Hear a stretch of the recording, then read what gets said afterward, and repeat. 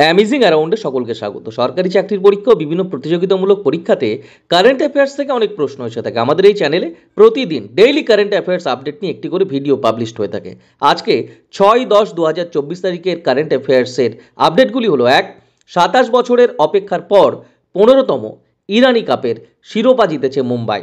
2, Reserve Bank of India অভিরাল জৈনকে 1 October 2024 থেকে কার্যনির্বাহী পরিচালক হিসাবে নিযুক্ত করেছে। ইডিতে উন্নীত হওয়ার আগে জৈন অর্থাৎ অভিরাল জৈন মহারাষ্ট্রের আঞ্চলিক পরিচালক হিসাবে কাজ করেছিলেন। 3, ডিপার্টমেন্ট অফ পোস্ট তার গভীর নাগালের সাথে অর্থাৎ অ্যামাজন বিশ্বের সাথে কিন্তু ই কমার্স কোম্পানিগুলির মধ্যে একটি সম্পর্ক স্থাপন করতে চলেছে। একসাথে লজিস্টিক্স যে ক্ষমতা তা বৃদ্ধি করা এবং কর্মসংস্থান সৃষ্টিতে সহায়তা করতে চলেছে এবং অর্থনৈতিক যে উন্নতি তাতে একটা অবদান রাখতে চলেছে বলা যায় ক্রমবর্ধমান ভারতের ই কমার্স সেক্টরকে শক্তিশালী করার মাধ্যমে। একটি মৌ স্বাক্ষরিত হয়েছে ইতিমধ্যে। 4, ভারতীয় ত্রয়ী 25টি পুরুষদের র্যাপিড ফায়ার পিস্তলে ইভেন্টে ISSF জুনিয়র ওয়ার্ল্ড চ্যাম্পিয়নশিপ 2024-এ দলের স্বর্ণপদক জিতেছে। প্রতিযোগিতাটি পেরুর লিমায় অনুষ্ঠিত হয়েছিল।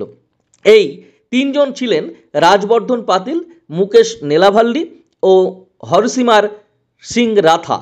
5, সম্প্রতি প্রধানমন্ত্রী নরেন্দ্র মোদী মঙ্গলবার ঘোষণা করেছেন যে নয়াদিল্লিতে জ্যামাইকা হাইকমিশনের সামনের রাস্তাটিকে আনুষ্ঠানিকভাবে জ্যামাইকা মার্ক নাম দেওয়া হয়েছে।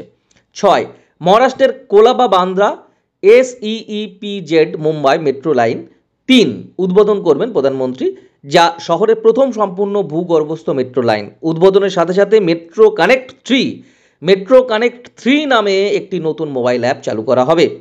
7, বিশ্ব শিক্ষক দিবস পালন করা হয় 5 অক্টোবর। 8, উৎকর্ষ স্মল ফাইন্যান্স ব্যাংকের নন এক্সিকিউটিভ চেয়ারম্যান পদে পুনরায় নিযুক্ত হলেন Parvin Kumar Gupta. 9, Pakistan inter service intelligence এর ডিরেক্টর জেনারেল হিসেবে নিযুক্ত হলেন মোহাম্মদ আসিফ মালিক। 10, সম্প্রতি প্রকাশিত ISS টেস্ট বোলার র্যাঙ্কিংস এ প্রথম স্থানে রয়েছেন কিন্তু জসপ্রীত বুমরাহ।